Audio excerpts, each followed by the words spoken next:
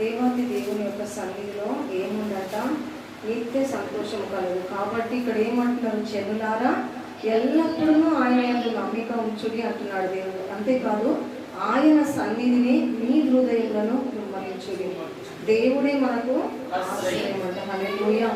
ఎవరు మనకు ఆశ్రయం? ఈరోజు మన బంధువులు మనకు ఆశ్రయమా? మన యొక్క అన్నదమ్ముల ఆశ్రయమా? లేదంటే అక్క చెల్లెల ఆశ్రయమా? ఉంటారు ఆశ్రయంగా, కానీ వారికి శక్తి సామర్థ్యాలు ఉన్నంత వరకు. హల్లెలూయా. జీవితాంతం నేను నిన్ను పోషిస్తాను, జీవితాంతం నేను ఆదుకుంటాను, జీవితాంతం నీకు ఏ కష్టం కలిగినా నేను ఎన్నట్టు ఉంటాను అని అంటారు బంధువులు? అనరండి. ఎందుకంటారు? వాళ్ళకి ఉండాల్సిన ప్రాబ్లం వాళ్ళకు ఉంటాయి, వాళ్ళకున్న సమస్యలు వాళ్ళకు ఉంటాయి కదా. మనం అంటాము ఎంత చెట్టుకు అంత గాలి అన్నట్టుగా ఎవరికి ఉండాల్సిన బాధలు వాళ్ళకు ఉంటాయి. మానవులుగా కొంతవరకే సహాయం చేయగలం, కానీ జీవితాంతం నేను నీకు తోడుగా ఉండి సహాయం చేస్తాను అని చెప్పడం మాత్రం అబద్ధం. ఒకవేళ చెప్పామన్నా కూడా అది ఎక్స్పెక్ట్ చేయడం కూడా చాలా రాంగ్ అయిపోతుంది. కాబట్టి అదే దేవుని ఆశ్రయిస్తే ఏదైనా గొడవగా ఉంటుందా? నన్ను ఆశ్రయించే వారికి ఏ మేలు పొందలేదు. హల్లెలూయా. ప్రతి సంఘంలో కూడా దావీదుని గుర్తు చేసుకోకుండా వాక్యం ఎక్కడ ఉండదు. ఎందుకంటే దావీదు యొక్క పాత్ర అంత ముఖ్యం అక్కడ. హల్లెలూయా. ఎలాగ నడుచుకున్నాడు దేవుని ఆశ్రయించి? దావీదు ఎంత గొప్పగా ప్రార్థన జీవితం కలిగి ఉన్నాడో మనకు మాదిరిగా ఉన్నాడు దావీదు. కాబట్టి ఆయన ఏమంటున్నాడు ఇక్కడ? జనులారా ఎల్లప్పుడూ ఆయన నమ్మిక ఉంచు. నిజం, మన మనుషులు నమ్ముట కంటే, రాజులను ఆశ్రయించుట కంటే యెహోవాను ఆశ్రయించుట. ఆయన నమ్మిన వారికి ఏది కొదవగా ఉండదు, ఆశ్రయించే వారికి ఏది కూడా కొదవగా ఉండదు. కాబట్టి ఆయన బాగా అనుభవించి ఉన్నాడు దావీదు. అందుకే దావీదు అంటాడు, యెహోవా ఉత్తముడని రుచి చూచి తిని అంటాడు. హల్లెలూయా. రుచి చూడడానికి ఆయన మన భోజనం అండి, బిర్యానీయా, లేదంటే మన కర్రీయా, చికెన్ కర్రీ, మటన్ కర్రీయా, లేదంటే ఒక మంచి ఫ్రూటా, జామ పండ, మామిడి పండు? ఆయన చెప్పండి ఎలాగంటున్నాడు? రుచి చెరిగారని చెప్పేసి ఆయన జీవితంలో అనుభవించాడు ఆయన యొక్క కార్యాలు. హల్లెలూయా. కష్ట సమయంలో దేవుని పాదాల చెంతకు పరిగెత్తుకొని వెళ్ళాడు ఆయన యొక్క అవసరం తీర్చగా. ప్రభు ఏమంటున్నారు? మీ భారాన్ని ప్రభు చెంత వేయమంటున్నాడు. హల్లెలూయా. ప్రయాసపడి భారం మోయిచున్న సమస్త జనులారా నా యొద్దకు రండి. నీ పనుల భారము యెహోవా మీద మోపుము అంటున్నాడు దేవుడు. ఈరోజు ఎలాంటి సమస్యని భారంతో మనం ఉన్నాము? నిజంగా ఇక్కడ చూసిన ప్రతి ఒక్కరికి కూడా ఏదో ఒక సమస్య ఉంటుంది. కొంతమందికి చెప్పుకునేది, కొంతమందికి చెప్పుకోలేనిది. నేను ఏ సమస్య లేనండి, నాకు చాలా బాగున్నాను, నాకు ఇంత కొదవ లేదండి, నాకు అనారోగ్యం లేదండి, నాకు ఆర్థిక ఇబ్బంది లేదండి, నేను చాలా హ్యాపీగా ఉన్నాను అని చెప్పి చెప్పేవాళ్ళు ఎవరైనా ఉన్నారా? లోకంలోనే ఉన్నారు. అసలు లోకంలోనే లేరండి. ప్రతి ఒక్కరికి ఒక్కొక్క రకమైన సమస్యలు ఉంటాయి. కానీ మనం ఏం చేయాలి? ఆ సమస్యను బట్టి కృంగి సమస్యలను తీర్చే దేవుని వైపు మనం వెళ్ళినప్పుడు దావీదు చేసింది అదే. దావీదు ఏం చేశాడు? కృంగిపోలేదు. దావీదు చేసినటువంటి మరి ఆ యొక్క మంచి కార్యానికి అతనికి శత్రువులు తరుముతున్నప్పుడు కూడా అతను పారిపోలేదు, దాక్కోలేదు, మరి ఏమి అతను చేయలేదు. కానీ అతను ఏం చేశాడంట? దేవుణ్ణి ఆశ్రయించి ఉన్నాడంట. దేవుని నామానికి మహిమ కలుగును గాక. కొండల్లో, గుహల్లో ఎక్కడ దాక్కున్న. అందుకే చక్కటి పాట కూడా రాశాడు. ఏమనంటే, కొండలలో, లోయలలో, అడవులలో, ఎడారులలో నన్ను గమనించినావా, నన్ను నడిపించినావా. యేసయ్యా, యేసయ్యా, యేసయ్యా, యేసయ్యా, నిన్నే నిన్నే కొలుతున్నయ్యా, నీవే నీవే నా రాజువయ్యా, నిన్నే నిన్నే కొలుతున్నయ్యా, నీవే నీవే నా రాజువయ్యా. యేసయ్యా, యేసయ్యా, యేసయ్యా. హల్లెలూయా. ఎవరంట? దావీదు యొక్క కొండ దేవుడంట, ఆయన కోట దేవుడంట, ఆయన ఆశ్రయము దేవుడంట. ఈరోజు ఇక్కడ ఉన్న మనమందరం కూడా నువ్వు నా కొండ వేసయ్యా. ఈరోజు ఇక్కడ అప్పు అనే కొండ కనిపిస్తుందేమో, అనారోగ్యం అనే కొండ కనిపిస్తుందేమో, లేదంటే మానసిక ఇబ్బంది అనే కొండ కనిపిస్తుందేమో, వాటి వల్ల నేను సమాధానం కోల్పోయానయ్యా, నాకు సమాధానం ఎక్కడ దొరుకుతుంది అని చెప్పేసి ఎన్నెన్నో ప్రాంతాలు వెతుక్కుంటారు. కానీ ఆయన సన్నిధిలోనే నిత్య సంతోషం కలదంట. హల్లెలూయా. నీ సన్నిధిలో ఉంటాను, మనసారా ఆరాధించి ఘనపరుస్తానయ్యా. అన్నీ ఉన్నాయని ఆయన కనపరుస్తున్నాడు దేవుణ్ణి? లేదండి. ఆయన సన్నిధిలో ఉంటే నిత్య సంతోషమే. ఆయన సన్నిధిలో మనం ఉంటే మన బాధలు మర్చిపోతాం, మన దుఃఖం మర్చిపోతాం, మన రోగం మర్చిపోతాం, మనకున్న సమస్యలు కూడా మర్చిపోతామండి. హల్లెలూయా. దేవుని మందిరానికి మీరు చూడండి, మీకున్నటువంటి బాధల్లో ఇంట్లో కూర్చుంటే ఏం చేస్తా తెలుసా? సాతాను వచ్చి ఏం చెప్తా ఉంటుంది? నీ జీవితం అంతా అయిపోయింది, నువ్వు ఇంకా అప్పుల్లో కూరుకుపోయి ఉన్నావు, ఇంకా నువ్వు ఈ రోగంలో ఉన్నావు, నువ్వు బ్రతుకుతాను అనుకుంటున్నావా? నువ్వు బ్రతకవు. నువ్వెంత ప్రార్థించినా వ్యర్థమే. నువ్వు ఎంత దేవుని కొరకు ప్రయాసపడి నువ్వు ఛార్జీలు పెట్టుకొని దేవుని మందిరంలోకి వెళ్ళినా వ్యర్థమే. ఎందుకంటే ఆయన ఈ సమస్య తొలగించడు అని చెప్పేసి పదే పదే పదే పదే సాతాను మన చెవిలో చెబుతూ ఉంటుంది. ఆలోచనతో మనం ఏమైపోతాము? అయిపోయింది ఇంకా నా జీవితం, ఏమి లాభము, ఎంత ప్రార్థన చేసుకున్నా ఈ సమస్య తొలగట్లేదు, ఈ వ్యాధి తగ్గట్లేదు, ఈ మానసికంగా ఇంకా కృంగిపోతున్నాను నేను, దేవుడు లేడు, ఎవరు లేరు అని చెప్పేసి సాతానికి దగ్గర అయిపోతాము, దేవునికి దూరం అయిపోతాము. హల్లెలూయా. దేవా, నాకు ఈరోజు ఎన్ని సమస్యలను ఉండొచ్చు, నేను నీ సన్నిధిలో ఉంటాను ప్రభు, నీ సన్నిధిలో ఆరాధిస్తానయ్యా, నీ సన్నిధిలో నిత్య సంతోషము కలదు ప్రభు అని దేవుని మనం వేడుకున్నప్పుడు మనకేమొస్తుందంట?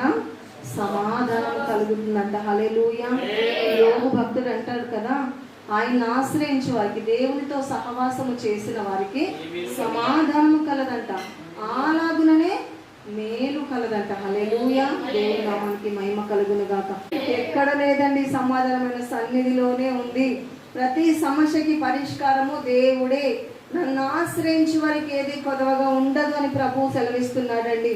కాబట్టి ఆయన సన్నిధిని ఆశ్రయించాలంట, ప్రభువుని మనం నమ్ముకోవాలంట. మనుషులను మనం నమ్మితే మోసపోతామండి. మనుషులు అంటారు, ఇదిగో నీకు అవసరం ఉన్నప్పుడు నా దగ్గరికి రా అంటారు, నేను సహాయం చేస్తానంటారు. తీరా మనం వెళ్ళేసరికి, అయ్యో మొన్నటి వరకు నా దగ్గర ఉన్నాయండి, అప్పుడైనా మీరు రావాల్సింది, నేను అప్పుడు ఇచ్చేవాడిని, లేదంటే అప్పుడు ఇలా అట్టి పెట్టాను మీరు వస్తారని చెప్పేసి మీరు రాలేదు, ఖర్చు అయిపోయినాయి, ఇప్పుడు ఏమీ లేదని చెప్పేసి అంటారు. అలాగే అంటారా లేదా? మరి అదే దేవుని ఆశ్రయించినప్పుడు నీకు ఎవరైతే ఇవ్వరు అని చెప్పేసి నువ్వు అసలు ఎక్స్పెక్ట్ కూడా చేయవు, నువ్వు అనుకోని కూడా అనుకోవు వాళ్ళు నాకు సహాయం చేస్తారని. ఆయన తలుచుకుంటే శత్రువుల ద్వారా కూడా సహాయం చేయిస్తాడండి. హల్లెలూయా. వారికి ఆలోచన కలిగిస్తాడు, వారి మనసులో దయ పుట్టిస్తాడు, వారికి పదే పదే తొలుస్తూ ఉంటాడు, నేను వెళ్ళాలి, సహాయం చేయాలి, ఎందుకో నా మనసు ఊరుకోవట్లేదని చెప్పేసి ఆ విధంగా వారి మనసులో ప్రేరేపణ దేవుడు కలిగిస్తాడంట. మరి ఇది ఫారెన్లో, అమెరికాలో అంట, ఒక విధవరాలు బీద దీన స్థితిలో ఉండింది. 2 పిల్లలు, మరి చిన్న చిన్న పిల్లల్ని వేసుకొని ఉంది, భర్త చనిపోయి ఉన్నాడు. మరి తను ఆ పిల్లల్ని తీసుకొని ఎక్కడ పని చేయడానికి వెళ్ళడానికి కుదరట్లేదు తనకి. పోనీ ఆ పిల్లల్ని పట్టుకొని ఇంట్లోంటే భోజనము లేదు, ఏం చేస్తాము అసలు? నిజంగా ఎక్కడికి వెళ్ళి పని చేస్తుంది? ఎక్కడికి వెళ్ళలేదు. ఆ చిన్న పిల్లని పెట్టుకొని చాలా కటిక పేదరికంలో ఆకలికి అలమటిస్తూ, పిల్లలు ఒక పక్కన ఏడుస్తున్నారు ఆకలి ఆకలిని, ఆ తల్లి ఏమో చక్కటి ప్రార్థన పర్రాలు. కాబట్టి ఆమె ఏం చేస్తుందంట, అయ్యా నా భర్త చనిపోయినప్పటి నుంచి నేను ఆశ్రయించాను కదా, నేను ఏం చేయను, ఇప్పుడు నా పిల్లలు ఏడుస్తున్నారయ్యా, ఆకలితో అలమటిస్తున్నారయ్యా, ఇంట్లో చూస్తే ఏమీ లేవు, ఏం చేయాలి ప్రభు అని కన్నీరు మున్నీరై ప్రభుకి రోధిస్తూ మొరపెడుతుందంట. ప్రతిరోజు అలా ఏడుస్తూ ప్రార్థన చేస్తున్నప్పుడు అటు నుంచి మరి ఆ రోడ్డు దగ్గర నుంచి నాస్తికుడు వెళ్తున్న సమయంలో అతను రోజు ఏడుపినిపిస్తుంది. ఈ టైంలో ఎవరబ్బాయి ఇలా ఏడుస్తూ ఉన్నారు, మధ్యాహ్నం 12 అయ్యేసరికి ఏడుపినిపిస్తూ ఉంటుంది, రోజు ఇదే తంతు అని చెప్పేసి ఆయన 5 రోజుల నుంచి గమనిస్తున్నాడంట. ఒకరోజు మరి ఆ డోర్ దగ్గరికి వెళ్ళి వింటున్నాడంట, చెవిలా పెట్టేసి వింటున్నప్పుడు ఏడుస్తుందంట, అయ్యా నా పిల్లలు ఆకలితో ఏడుస్తున్నారయ్యా, వాళ్ళు పాల డబ్బా తీసుకొద్దామంటే డబ్బు లేవు, పాల ప్యాకెట్ తీసుకొద్దామంటే డబ్బు లేదు, కనీసం ఒక బ్రెడ్ ముక్క పెడదామంటే డబ్బు లేదయ్యా, నేను ఏం చేయాలి ప్రభు అని ఆ తల్లి ఏడుస్తున్న సమయంలో ఈ నాస్తికుడు అనుకుంటున్నాడంట, ఎంత పిచ్చామేమో, ఈమె పిచ్చి పట్టింది, దేవుడు దేవుడు దేవుడు అని చెప్పేసి దేవుడేమో దిగొచ్చి వీళ్ళకి డబ్బులు ఇస్తాడా? పిచ్చి కాకపోతే దేవుడు ఎక్కడి నుంచి తీసుకొస్తాడు? మీకు ఒక గుణపాఠం చెప్పాలి అని చెప్పేసి ఆయన నాస్తికుడు కాబట్టి ఈమెకు ఎలాగైనా గుణపాఠం నేర్పించాలి అని అతను ఏం చేశాడంట, దేవుడు లేడు ఎవరు లేరు చెప్పడానికి ఒక పెద్ద బుట్ట నిండా రకరకాల పళ్ళు పెట్టాడంట. అందులో బ్రెడ్ పెట్టాడంట, జామ్ పెట్టాడంట, బిస్కెట్ ప్యాకెట్స్ పెట్టాడంట, పాల ప్యాకెట్లు పెట్టాడంట. అన్నీ పెట్టి గుట్ట నిండా ఒక 3 రోజులకు సరిపోయే భోజనం తీసుకొచ్చి ఇంటి దగ్గర ఆ డోర్ ముందు పెట్టాడంట. పెట్టి అతను డోర్ కొడతా ఉన్నాడంట. ఆవిడ వెళ్ళి తీసిందంట ప్రార్థన అయిపోగానే. వెళ్ళి చూస్తే అక్కడ పెద్ద పుట్ట కనిపిస్తూ ఉందంట. యేసయ్యా నీకు వందనాలు, ఆహారం మా కోసం పంపించినందుకు నీకు వందనాలయ్యా. తాకోలం ద్వారా ఏలియాను పోషించినట్టుగా ఈ రోజు మాకు ఆహారం పంపించిన తండ్రి నీకు వందనాలంటే ఆయన చూసి అంటాడంట, పిచ్చామ్మ తల్లి నువ్వు, దేవుడు ఎక్కడి నుంచి పంపిస్తాడు, ఆకాశం నుంచి దిగొచ్చాడు యేసయ్యా అని అడిగాడంట ఆయన. లేదండి మరి ఇది చూడండి భోజనం ఇక్కడ, నేను ప్రార్థన ముగించి వచ్చేసరికి భోజనం ఇక్కడ రెడీగా ఉంది అని చెప్తే మీ యేసయ్య కాదు తీసుకొచ్చింది, నేను తీసుకొచ్చాను, యేసయ్య లేడు ఎవరు లేడని చెప్పారంట అతను. ఆ యేసయ్య కూడా మీకు ప్రేరేపించింది, మీ ద్వారా రప్పించింది యేసయ్యేనండి, మిమ్మల్ని ఒక కూలివానిగా పెట్టాడు దేవుడు అని చెప్పాను నిన్న. డబ్బులతో ఖర్చు పెట్టుకొని సమయం వృధా చేసుకొని ఆవిడ కొరకు గుణపాఠం చెప్దాం, దేవుడు లేడని చెప్దామని తీసుకొచ్చి పెడితే యేసయ్య చూడండి అన్నాడు, కాకిని వాడుకున్నాడు, ఈరోజు మిమ్మల్ని వాడుకున్నాడు అనిందంట. కూలివానిగా దేవుడు వాడుకున్నాడంటే భలేదానివే తల్లి నువ్వు, నా డబ్బులు ఖర్చు పెట్టుకొని నేను తీసుకొస్తే నువ్వు కూలివాడిని అంటావు, మనకి ఎంత ధైర్యం అంటే. లేదండి యేసయ్య అంత గొప్ప దేవుడు తెలుసా, యేసయ్య ప్రేరేపిస్తే మీరు ఇలా తీసుకొచ్చేవారు కాదు, యేసయ్య ప్రేరేపించకుంటే మీరు ఇక్కడికి వచ్చేవారు కాదు, మా ప్రార్థన వినేవారు కాదు. వినేలాగా చేసి మాకు సహాయం చేసేలాగా ప్రేరేపణ చేసి మీకు ఇక్కడ వరకు నడిపించాడు దేవుడు. ఇన్ని రకాల ఫ్రూట్స్ పంపించాడు దేవుడు. దేవుడు ఎంత గొప్ప దేవుడు అనగానే ఆయన మనసులో ఆలోచన మెదుగుతూ ఉందంట. నిజమే కదా, అసలు నాకేం అవసరం ఇక్కడ నుండి వెళ్ళడము, నాకేం అవసరం ఈ ప్రార్థన వినడము, నాకేం అవసరం, ఇంత విశ్వాసం ఈమెలో ఉంది కదా, ఆ దేవుడు లేకపోతే మీకు విశ్వాసం ఎలా ఉంటుంది అని అతనికి ఒక ఆలోచన కలగచేసి ఇంటికి వెళ్ళి బాగా ఆలోచించాడంట. నిజమే యేసు ప్రభు ఉన్నాడా, ఉంటే నాకు కనిపించాలి, నేను దేవుడు లేడని ఇప్పటివరకు నమ్ముతున్నాను, ఏ దేవుడు లేడని నమ్ముతున్నాడు అని చెప్పేసి అతను అలాగ అనుకుంటా ఉన్న సమయంలోనే అతని యొక్క హృదయం కూడా మారిపోయిందంట అండి. హల్లెలూయా. దేవుడు దర్శనం ద్వారా తను మార్చాడంట. అలాగా ఆ యొక్క విధవరాలి యొక్క అవసరతను తీర్చిన దేవుడు ఈరోజు మనకున్న అవసరతలు కూడా దేవుడే తీరుస్తాడంట. దేవుడు నామానికి మహిమ కలుగును గాక. అందుకే ఇక్కడ కీర్తనకాడైన దావీదు అంటాడు, మనుషులను మీరు నమ్మొద్దండి, యెహోవాను ఆశ్రయించుడి అంటున్నాడండి. దేవుడు నామానికి మహిమ కలుగును గాక. అంతేకాదు ఆయన ఏమంటాడు, ఆయన సన్నిధిని మీ హృదయములను కుమ్మరించుడి. దేవుడు మనకు ఆశ్రయం. ఎక్కడెక్కడ మనం ఏడుస్తూ ఉంటాం, మన బాధ కలిగినప్పుడు మన ఇరుగు పొరుగు వారి వద్దకు వెళ్ళి కన్నీరు మున్నీర ఏడుస్తూ ఉంటాము. నాకు ఈ బాధ ఉందండి, ఇదిగో నాకు ఈ సమస్య ఉందండి, నాకు ఈ అనారోగ్యం ఉందండి అని పక్క వాళ్ళకి చెప్పి మనం ఏడుస్తూ ఉంటాం. బంధువులకి ఫోన్ చేసి ఏడుస్తూ ఉంటాము. ఒకవేళ మన అనుకునే వారికి ఫోన్ చేసి ఏడుస్తూ ఉంటాం, కానీ వారి వల్ల ఏ సహాయం కలగదు. కానీ దేవుని వల్ల సమస్తము సాధ్యమే. దేవుని పాదముల చేత ఆయన ఏమంటున్నాడు, మీ హృదయాలు కుమ్మరించు. కాబట్టి ఇక్కడ చూద్దాము, కీర్తన గ్రంథము 16వ అధ్యాయం 11వ వచనంలో కూడా చక్కటి మాట రాయబడింది. ఆయన సన్నిధిలో ఏముందంట, ఆయన సన్నిధిలో హృదయాన్ని కుమ్మరించినప్పుడు మనకేం కలుగుతుంది, నిత్య సంతోషం కలుగుతుందంటండి. 16-11 వచనం ఒకసారి చూద్దాము. నీవు నాకు తెలియజేసెను, నీ సన్నిధిని సంపూర్ణ సంతోషం కలదు. హల్లెలూయా. ఆయన కుడి చేతిలో నిత్య సుఖము కలవు. హల్లెలూయా. మనము సుఖ శాంతిగా సంతోషంగా ఉండాలంటే మనుషుల్ని ఆశ్రయిస్తే వస్తుందా శాంతి, సమాధానం వస్తుందా? రాదు. కానీ ఇక్కడ ఏమంటున్నాడు ఆయన, ఆయన సన్నిధిలో అంట. ఆయన సన్నిధి ఎక్కడ ఉన్నది, ఇద్దరు ముగ్గురుగా ఇంట్లో కూర్చొని ఆరాధన చేసిన ఎక్కడ నామం బట్టి ఇద్దరు ముగ్గురుగా కూడి ప్రార్థిస్తారు, ఆరాధిస్తారు, ఆయన నామాన్ని జ్ఞాపకం చేసుకుంటారు, అక్కడ ప్రభు దిగి వస్తారంట. హల్లెలూయా. దేవుడు నామానికి మహిమ కలుగును గాక. అది ఇల్లా, బాత్రూమా, రోడ్డా, ఏది చూడండి, నువ్వు అడవిలో ఆరాధించిన అక్కడికి దేవుడు దిగి వస్తాడు. నువ్వు చిన్న గదిలో వెళ్ళి ఆరాధించిన అక్కడికి దిగి వస్తాడు దేవుడు. నువ్వు బాత్రూంలో కూర్చొని ప్రార్థన చేసిన అక్కడికి వస్తాడండి దేవుడు. హల్లెలూయా. దేవుని నామానికి మహిమ కలుగును గాక. కాబట్టి ఆయన సన్నిధి ఎక్కడుంది, ఈరోజు ఇక్కడ ఉంది ఆయన సన్నిధి. హల్లెలూయా.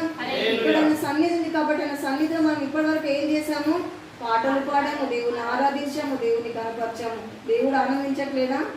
విస్తారమైన బలులు అర్పించుట కంటే ఆయన మాట విని ఆయన ఇష్టానుసారంగా జీవించినప్పుడు అది ధన్యత అంటున్నాడు, అది శ్రేష్టత అంటున్నాడు దేవుడు. హల్లెలూయా. కాబట్టి ఈరోజు మనం చేస్తుంది కూడా అదే. కాబట్టి ఆయన సన్నిధిలో ఏముందంట? నిత్య సంతోషం ఉందంట.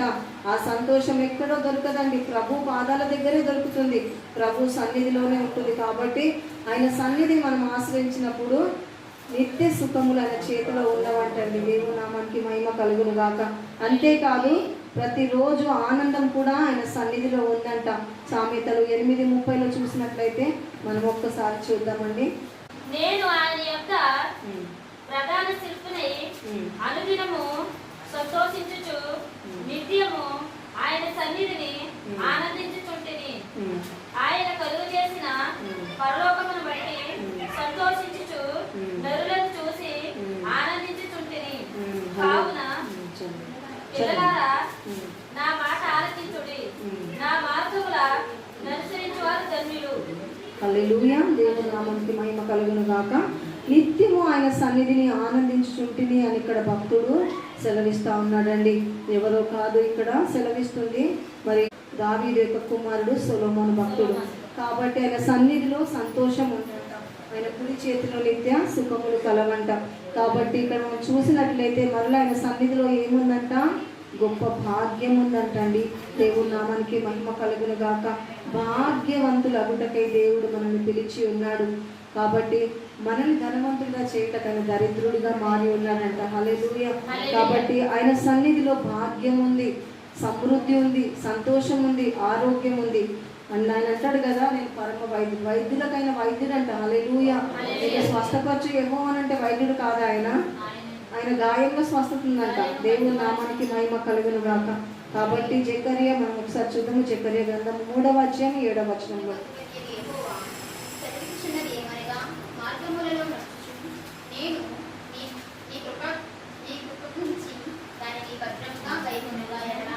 నీవు నా మందిరము మీద అధికారివై నా ఆవరణములను కాపాడగలవాడు, మరియు ఇక్కడ నిలబడు వారికి కలిగినట్టు నా సన్నిధిని నిలిచి భాగ్యము నీకు. హల్లెలూయా. సన్నిధిలో నిలబడమే గొప్ప భాగ్యం అంటండి. హల్లెలూయా. దేవునికి మనం నమ్మకంగా ఉన్నట్లయితే, ఆయన మార్గంలో మనం నడిచినట్లయితే, ఆయన యొక్క మాటని మనం భద్రంగా గైకొన్నట్లయితే, నీవు నా మందిరం మీద అధికారివై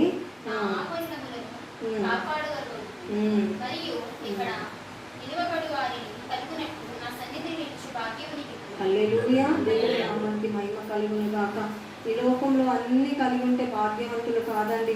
ధనధాన్యాలు, పేరు ప్రతిష్టలు కలిగి ఉంటే గొప్ప భాగ్యవంతులు కాదు. కానీ ఆయన మనం ఆధారం చేసుకుంటే భాగ్యవంతులం అంట. హల్లెలూయా. ఆయనను మనం కలిగి ఉంటే భాగ్యవంతులం అంట. ఆయన సన్నిధిలో నిజంగా చెప్తున్నాడు, ఇక్కడ చిన్న మందగా మనం కూడుకొని ఉన్నాం, పెద్ద జనాలు కూడా లేదు, కానీ చిన్న మంద భయపడకుడి, నీకు దేవుని రాజ్యము అనుగ్రహించుటకు ఆయనకు ఇష్టమైంది అంటున్నాడు దేవుడు. హల్లెలూయా.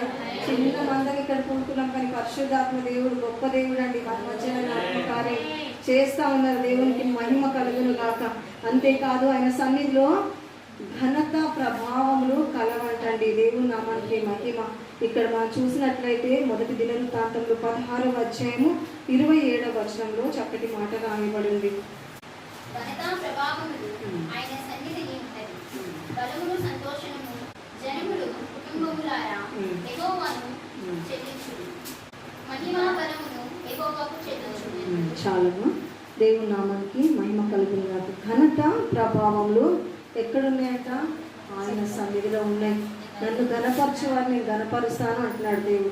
దేవుని గణపరచడం అంటే ఏంటి? విస్తారమైన కానుకతో తీసుకెళ్ళి దేవుడికి ఇస్తే దేవుడు మనం గణపరుస్తారా? లేదండి. ఆయన వాక్యానుసారంగా మనం నడిచినప్పుడు, ప్రార్థన జీవితం మనం కలిగి ఉన్నప్పుడు, ఆయన వాక్యాన్ని మనం అనుసరిస్తూ ఉన్నప్పుడు, మనం ప్రతి క్షణము దేవుణ్ణి ఆరాధిస్తూ ఉన్నప్పుడు ఏం చేస్తారంటే ప్రభు మనం ఆయన గణపరుస్తున్నాం తెలియకుండానే. ఇప్పుడు మీరు చేసే ఉద్యోగంలో మీరు చేసుకుంటూ, పని చేసుకుంటూ, ప్రభుని స్తుతిస్తూ, ప్రభుని ఆరాధిస్తూ మీరు పనులన్నీ చేసుకుంటున్నారు అనుకోండి, అక్కడ దేవుని కనపరుస్తున్నట్టే. ఇంటికి వచ్చినాక మీ సమయం మీరేం చేయాలి? రాగానే ప్రార్థన చేసుకోవాలి. కాళ్ళు చేతులు కడుక్కొని ఫస్ట్ ప్రాధాన్యత మనం దేవునికి ఇవ్వాలి. వచ్చి ప్రార్థన చేసుకోవాలి. లాస్ట్ పోయిన వారం చెప్పాను కదా, దావీదు దినములకు 3 మార్లు ప్రార్థించేవాడంట, 7 మార్లు దేవుని స్తుతించేవాడు. అలాంటి జీవితం మనం కలిగి ఉన్నట్లయితే, ఆయన మనం కలిగి ఉన్నట్లయితే సన్నిధి మనతో ఉన్నట్లేదు. కాబట్టి అలాంటి వారిని దేవుడు గణపరుస్తారంట. ఆయన గణపరిచే వారిని దేవుడు అంటున్నాడు, అతడు నన్ను ప్రేమించున్నాడు కనుక నన్ను తప్పించడని అంటున్నాడు. కాబట్టి మనకున్నటువంటి శ్రమల్లో, బాధల్లో, శోధనలో, అప్పుల నుండి ఆయన తప్పించే దేవుడు. హల్లెలూయా. కాబట్టి ఆయన సన్నిధిలో ఘనత ప్రభావములు కలవంట. కాబట్టి ఆయన సన్నిధిలో నిత్యం ఉండడానికి మనం ప్రయాసపడాలి. దేవుని నామానికి మహిమ కలుగును గాక. అంతేకాదు దావీదు, కీర్తనకారుడైనటువంటి దావీదు అంటాడు, రాజు అయినాక కూడా తన పిల్లల్ని చూసి ఏమంటాడు తెలుసా? అయ్యా, నా కుటుంబము నిత్యము నీ సన్నిధిలో ఉండినట్లు సహాయం చేయి ప్రభువా. హల్లెలూయా. దేవుడు ఏం చేస్తాడంట? మాట ఇచ్చి నెరవేర్చే దేవుడు. కాబట్టి ఆ దేవుని యొక్క విలువను తెలుసుకున్నాడు దావీదు. అందుకే అంటాడు, నీ సన్నిధిలో నా యొక్క కుటుంబం నిత్యం ఉండులాగా సహాయం చేయి ప్రభువా. దావీదు రాజైనాక ఇంకా నేను సంపాదించాలి, ఇంకా ఆస్తి పొందుకోవాలి, ఇంకా బంగారం సంపాదించాలి, ఇంకా నేను వెండి సంపాదించాలని అడగట్లేదండి ఆయన. నా కుటుంబం, నీ సేవకుని కుటుంబం నీ సన్నిధిలో నిత్యము ఉండునట్లు సహాయం చేయి ప్రభువా. ఆయన సహాయం చేయడం ఏంటండి? నేను ఉండాలంటే ఉండొచ్చు కదా, ఇప్పుడు మీరు ఉండాలంటే ఉండొచ్చు కదా. మన మనసు స్థిరమైనది కాదని ప్రభువుకి తెలుసు, దావీదు కూడా తెలుసు. నేను ఏ టైంలో పడిపోతానో నాకు తెలియదు అయ్యా. నేను ఒకవేళ ప్రార్థన చేసుకునే టైంలో బంధువులు వచ్చారనుకోండి, ఆ ప్రార్థన వాయిదా వేస్తాను, కాసేపు అయినాక చేసుకోవచ్చులే, పక్కకు నెట్టేసి వచ్చిన బంధువులతో కబుర్లాడుతూ కూర్చుంటాము. అప్పుడు ఎన్ని గంటలు? గంట, 2 గంటలు, 3 గంటలు దేవుడు చూస్తాడు. అక్కడ కూర్చొని దేవుడు చూస్తాడు. నువ్వు ఏ స్థలం నియమించుకున్నావో ప్రార్థన చేయడానికి, ఆ స్థలంలో వేసే వెయిట్ చేస్తాడంటే నా కుమార్తె వస్తుంది, నా కుమారుడు వస్తాడు, నాతో మాట్లాడతాడని కూర్చొని కూర్చొని కూర్చొని వేసేకి విసుగొచ్చేస్తుందంట. నేనేం చేస్తూ ఉంటుంది? వచ్చిన బంధువుతో చక్కగా ఇరుగు పొరుగులతో మాట్లాడుకుంటూ దేవుణ్ణి మర్చిపోయిందంట. హల్లెలూయా. కాబట్టి అలాంటి దేవుడికి ఇష్టం లేదండి. దేవుని కొరకు మనం ఒక సమయం పెట్టుకుంటే ఎవరు వచ్చినా కూడా వారు కాదు, మనకు దేవుడు ముఖ్యమని ప్రార్థన జీవితం మనం కలిగి ఉన్నట్లయితే దావీదు అలాంటి పని చేశాడు. కాబట్టి అందుకే దావీదు గురించి ఇంతగా ప్రతి ఒక్క సంఘాల్లో కూడా దావీదు గురించి మాట్లాడుకొని రోజంటూ ఉండదండి. హల్లెలూయా. కాబట్టి ఆయన ఏం కోరుకుంటున్నాడు? ఆయన కోరిక ఎంత గొప్పది, ఉత్తమమైనది కోరుకుంటున్నాడంట దావీదు. నిత్యము నా కుటుంబం నీ సన్నిధిలో ఉన్నట్లు సహాయము చేయను ప్రభు అని కోరినప్పుడు ఆ విధంగా తనను బట్టి తన కుటుంబాన్ని, తన సంతతిని కూడా దేవుడు, ఇదిగో నీకున్న సంతతిని తరతరాలుగా ఈ సింహాసనం మీద ఉండక మానరు అని చెప్పి దేవుడు చెప్తున్నాడండి. హల్లెలూయా. ఆ సింహాసనాన్ని తొలగించలేదు దేవుడు, వారి పిల్లల తరాన్ని కూడా సింహాసనాన్ని దేవుడు అలా పెట్టాడండి. రాజులుగా వారు ఏలుబడి చేస్తూ ఉన్నారు. దేవుని నామానికి మహిమ కలుగును గాక. ఒకవేళ వారు దేవుని మార్గంలో కొంచెం తప్పిపోతే కూడా దేవుడు దావీదుకి ఇచ్చిన మాటను బట్టి ఏం చేస్తున్నాడు తెలుసా? క్షమించి వేస్తున్నాడు. హల్లెలూయా. మరి దావీదు యొక్క మనవాళ్ళు కానీ, మరి దావీదు యొక్క కుమారులు కానీ కొన్నిసార్లు దారి తప్పిపోయారు. అయినా దేవుడు వారిని శిక్షించట్లేదు. ఎందుకొరకంటే దావీదుకు మాట ఇచ్చాడు కాబట్టి. అందును బట్టి దేవుడు వారిని క్షమిస్తూ వారిని దీవిస్తూ ఉన్నాడండి. కాబట్టి ఈరోజు మనం కూడా ఆయన సన్నిధిలో ఏముందంట? నిత్య సంతోషం కలదు. అంతేకాదు ఆయన సన్నిధిలో ఒక్కరోజు కాదు మనం ఉండేది, నిత్యం ఉండాలంట. కీర్తన 61:7 రాయబడి ఉంది. అంతేకాదు ఆయన సన్నిధిలో ఎలా ఉండాలంట? వణకాలంట. హల్లెలూయా. ఇక్కడ కూర్చున్నప్పుడు మనం ఇక్కడ కూర్చొని మన ఇష్టానుసారంగా మాట్లాడుకోవడానికి ఉండదు. ఇక్కడ కూర్చొని మనం జోకులు వేసుకోవడానికి ఉండదు. ఎందుకంటే ఆయన నామం బట్టి ఇక్కడ కూర్చున్నాం కాబట్టి ఇక్కడ ఎవరున్నారు? దేవుడు ఉన్నారు. ఇక్కడ మన మధ్యలో సంచరిస్తూ ఉన్నారు. కాబట్టి చాలా వణుకుతూ భయంతో మనం ఏం చేయాలంట? దేవుణ్ణి ఆరాధించాలంట. దేవుని నామానికి మహిమ కలుగును గాక. అంతేకాదనే సన్నిధిలో జయధ్వని చేయాలంట. హల్లెలూయా. అంతేకాదనే సన్నిధిలో భయపడాలంట. ఆయన సన్నిధిలో మౌనంగా ఉండాలంట. కాబట్టి మనం ఆ విధంగా నడుచుకున్నట్లయితే ఆయన సన్నిధిలో ఉన్న మేళ్ల చేత దేవుడు ఏం చేస్తాడు? నా సన్నిధిలో నిత్య సంతోషం కలదు, నా కుడి చేతిలో నిత్య సుఖములు కలవు అని ప్రభు సెలవిస్తూ ఉన్నారు. కాబట్టి మనం చేస్తున్న చేతి పని దీవించబడాలన్నా, మనకు ఉన్నటువంటి బలహీనత నుండి విడుదల పొందుకోవాలన్నా, మనకున్నటువంటి ఆర్థిక ఇబ్బంది నుండి మనం మెరుగుపడాలన్నా ఆయన సన్నిధిలో అంటే మనం ఎక్కడ ప్రార్థిస్తే అక్కడ సన్నిధి అని చెప్పాను కదా. ఎక్కడ మనం కూర్చొని ప్రార్థించినా ఆరాధించి నన్ను సన్నిధికి వస్తుంది. కాబట్టి ఆయన సన్నిధిలో అలాగే మనం జీవించినట్లయితే దేవుడు ఏమంటాడు? నువ్వు బయటికి వెళ్ళినా దీవించబడదు, లోనికి వచ్చినా దీవించబడదు. నీ గంపయు, నీ పిండి పిసుకు తొట్టియు, నీ భూఫలము గర్భఫలము దీవించబడును అంటున్నారు దేవుడు. హల్లెలూయా. కాబట్టి మనకున్న శ్రమలు మనం ఎవ్వరి దగ్గరికి పరిగెత్తొద్దు, కానీ ఆయన సన్నిధికి పరిగెత్తుకొని వచ్చి అన్నలాగా మనం ప్రార్థించే వారిగా ఉండాలంట. దేవుని నామానికి మహిమ కలుగును గాక. 62:8 చదివినట్టుగా ఆయన సన్నిధిలో మన హృదయాన్ని కుమ్మరించాలంట. ఎవరు కుమ్మరించారు? అలాగే మనం చూసినట్లయితే హన్న కుమ్మరించింది. అలాగే మనం కూడా ప్రతిరోజు మనం అందరి కొరకు, మన కుటుంబ సభ్యులందరి కొరకు, దేవా నా కుటుంబంలో రక్షణ పొందని వారు ఉన్నారయ్యా, నా కుటుంబంలో రక్షణ పొంది కూడా చల్లారిన స్థితిలో ఉన్నారయ్యా, నా కుటుంబంలో నీ సన్నిధికి దూరమైన వారు ఉన్నారయ్యా, నా కుటుంబంలో వీరికి అనారోగ్యం ఉందయ్యా, నా కుటుంబంలో వీరికి అప్పులు ఉన్నాయ్యా, నా స్నేహితులు ఇలా ఉన్నారు ప్రభు అని మనం ప్రతి ఒక్కరిని కూడా గుర్తు చేసుకుంటూ ప్రార్థించినట్లయితే, ఆయన సన్నిధిలో మన హృదయాన్ని కుమ్మరించినట్లయితే, మనం ఇతరుల కొరకు ప్రార్థించినట్లయితే, నువ్వు అడగకపోయిన దేవుడు నీ జీవితంలో కార్యం చేసే శక్తిమంతుడు ఆయన. హల్లెలూయా. కాబట్టి దేవుడు మనకు ఒక పనిని ఇచ్చాడండి. దేవుడిచ్చిన పనిలో ఇంక్రీజ్మెంట్ ఉంటుంది, ప్రమోషన్ ఉంటుంది, చాలా సమృద్ధి ఉంటుంది. ఆ పనిని మనం న్యాయంగా యథార్థంగా నిర్వర్తించినట్లయితే ఆ ఇంక్రీజ్మెంట్ మనం పొందుకుంటాం, ఆ ప్రమోషన్ మనం పొందుకుంటాం, ఆ ధనధాన్యాలు మనం పొందుకుంటాం. అదేంటి పని అంటే ఆయన సన్నిధిలో నిత్యం ప్రార్థించడమే. హల్లెలూయా. కాబట్టి మీ సమయాలు అంటే ప్రతిరోజు మీ పనులన్నీ మానుకొని వచ్చి కూర్చొని ప్రార్థన చేయమని చెప్పనండి. మీరు ప్రార్థన చేసుకుంటూ చక్కగా మీరు ఏ పని చేసినా ప్రార్థన చేసుకుంటూ ఆరాధించుకుంటూ ఉండండి. ఒకవేళ సమయం దొరికింది అంటే ప్రార్థన చేసుకోవడానికి ప్రయత్నించండి. అలా మీరు చేశారనుకోండి, నన్ను అడగండి, సిస్టర్ మీరు అలా చెప్పారు జరగట్లేదని అడగండి, అప్పుడు నేనే మీకు జవాబు ఇస్తాను. ఓకేనా? నేను బాధ్యత వహిస్తాను. సరేనమ్మా? నేను అలా చేశాను, చాలా పొందుకొని ఉన్నానండి. నేను మీకు ఇంకా చెప్పాల్సిన చాలా ఉంది, ఇంకా సాక్ష్యాలు చాలా ఉన్నాయి, సమయం సరిపోదు. ఒక్కటొక్కటిగా చెప్తాను. నా జీవితంలో, నా కుటుంబంలో, నా భర్త విషయంలో, నా పిల్లల విషయంలో, నాకు తెలిసిన వారి విషయంలో ఎన్ని కార్యాలు దేవుడు చేశాడు, అవన్నీ ఒక్కొక్కటిగా వారం నేను చెప్తా ఉంటాను. ఎందుకంటే నా జీవితంలో చేశాడు కాబట్టి ఆ దేవుడు ఉత్తముడని నేను చూసి ఎరిగాను. ఆ దేవుని నేను చూశాను, ఆ దేవుని ప్రేమ అనుభవించాను, ఆ దేవుని కార్యాన్ని నేను చూశాను. ఈరోజు ఈ స్థితిలో ఉండడానికి నా దేవుడు తప్ప నేను ఎవ్వరు కూడా కారణం కాదండి. నేను కూడా బాధ్యురాలు కాదు, నేను కూడా నిమిత్త మాత్రురాల్ని, నేను కూడా అసలు ఎన్నిక లేని దాన్ని. అలాంటి నన్ను దేవుడు ఈరోజు ఈ స్థితిలో ఉంచాడంటే మిమ్మల్ని కూడా ఉంచుతాడు. మీరు కూడా ఎన్నికైన వారు కాబట్టి ఈరోజు ఇలా కూర్చోబెట్టారు, లేకపోతే అలా వదిలిపెట్టేవారేమో దేవుడు. మీరు వచ్చి కూర్చున్నారంటే మీ ఇష్టంతో రాలేదండి, దేవుడు మీకు అవకాశం ఇచ్చారు, దేవుడు ఇలా కూర్చోబెట్టారు ఆరాధించడానికి, స్తుతించడానికి, ఘనపరచడానికి, ఆయన చిత్తాన్ని జరిగించడానికి దేవుడు పిలిచాడు. హల్లెలూయా. దేవుడు ఎంత గొప్ప మేలు చేయబోతున్నాడు కాబట్టి ఈ విధంగా ఇక్కడ కూర్చోబెట్టారండి. అందరిని బట్టి దేవుడికి మహిమ కలుగును గాక. ఈ కొద్ది మాటలు దేవుడు మన వినికిలో దీవించును గాక. అందరు కళ్ళు మూసుకొని ఏకీభవించినట్లయితే చివరి ఆశీర్వాద ప్రార్థన. గొప్ప దేవ, సర్వశక్తిమంతుడా మీకు వందనాలు తండ్రి. ఇప్పటి వరకు అయ్యా మీరు ఇక్కడ చేసిన కార్యాన్ని బట్టి మీకు వందనాలు ప్రభు. మిమ్మల్ని ఆరాధించడానికి తండ్రి, మిమ్మల్ని గణపరచుటకు, మిమ్మల్ని ప్రభు కొనియాడుటకు మాకు ఇచ్చిన గొప్ప అవకాశాన్ని బట్టి, ఇటు ధన్యతను బట్టి మీకు వందనాలు చెల్లిస్తున్నాం. మీ బిడ్డలను మీరు నడిపించున్నారు, మీరు తోడుకొని వచ్చారయ్యా. అందరి బట్టి మీకు స్తోత్రములు. ఇక్కడ నువ్వు చేసిన గొప్ప కార్యాలు తండ్రి, ఇక్కడున్న ఆశీర్వాదాలు నాయన ఒట్టి చేతితో వచ్చారు కానీ సమృద్ధితో వారు తిరిగి వెలుదురు కాక, ఆత్మీయ ఐశ్వర్యంతో అయ్యా ఈ లోకపరమైన దీవెనతో మీరు దీవించమని వేడుకుంటున్నాను తండ్రి.